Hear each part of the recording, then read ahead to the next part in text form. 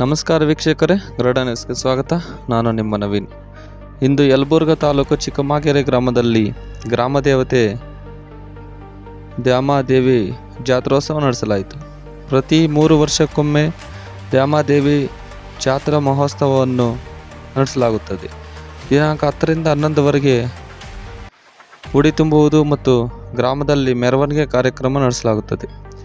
ಚಿಕ್ಕಮಾಗೆರೆ ಗ್ರಾಮದಲ್ಲಿ ಪ್ರತಿಯೊಂದು ಮನೆಗಳಲ್ಲಿ ಹಬ್ಬದ ವಾತಾವರಣ ಕಂಡುಬಂದಿತು.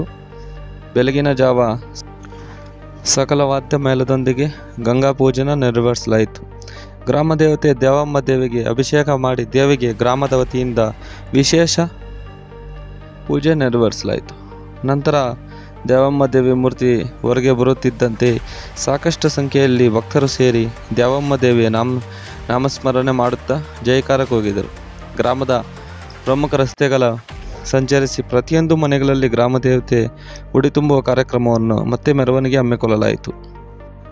ಇನ್ನು ಈ ಸಂದರ್ಭದಲ್ಲಿ ಊರಿನ ಗುರು ಹಿರಿಯರಾದ ಜಿಲ್ಲಾ ಪಂಚಾಯತ್ ಮಾಜಿ ಉಪಾಧ್ಯಕ್ಷರಾದ ಶಿವಶಂಕರ ದೇಸಾಯಿ, ಮಾಜಿ ತಾಲೂಕ್ ಪಂಚಾಯತ್ ಸದಸ್ಯರಾದ ಸುಧಾಕರ್ ದೇಸಾಯಿ, ಮುತ್ತನ ದೇಸಾಯಿ, ಪಂಪಾವತಿ ಕೊಲಜಿ, ಈರಪ್ಪ ಕುಮಾರ್, ಡಾಕ್ಟರ್ ಪ್ರಕಾಶ್ ಕುಮಾರ್, ಲಕ್ಷ್ಮಣ್ ಬಡಿಗೇರ್, ಮಾನಪ್ಪ ಬಡಿಗೇರ್, ವೀರೇಶ್ ಬಡಿಗೇರ್, ಮಹೇಶಪ್ಪ ಬಡಿಗೇರ್, ಕಾಲಪ್ಪ ಬಡಿಗೇರ್, ಚಂದ್ರಪ್ಪ ಕುಮಾರ್, ಶಂಕರಪ್ಪ, ಶರಣಪ್ಪ ತಲ್ವಾರ್, ನಾಗೇಶ್ ಮುರಾರಿ, ರಾಮಣ್ಣ ಆಡಿನ್, ಬಸಪ್ಪ ಆಡಿನ್, ನಿಂಗಪ್ಪ ಕುಂಡ್ರ, ರಾಮಣ್ಣ ವನಿಗೇರಿ, ನಿಂಗಪ್ಪ ಕಾರಿಗಾರ, ಫಕೀರಪ್ಪ ಇಟಗಿ, ಹುಸೇನ್ ಸಾಬ್, ಗುಂಡೀದ, ಹನುಮಂತ ಪೊಪ್ಪಾರ್ ಇತರರು ಇದ್ದರು.